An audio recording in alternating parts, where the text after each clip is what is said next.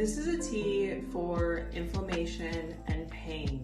So we are starting with willow bark. This is where aspirin was originally derived from.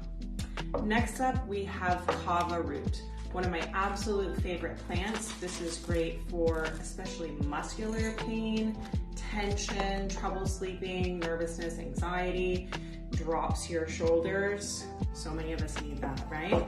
Lavender, again, calming, improving circulation, cooling if you have a heat type headache or a hot kind of pain.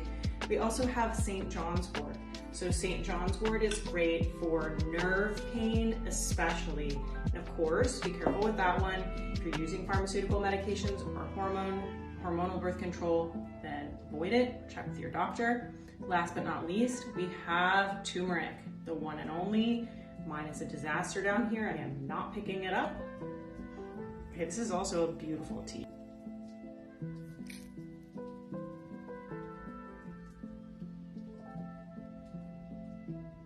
You're going to fill this completely with hot water, cover it, allow it to steep for at least 10 minutes.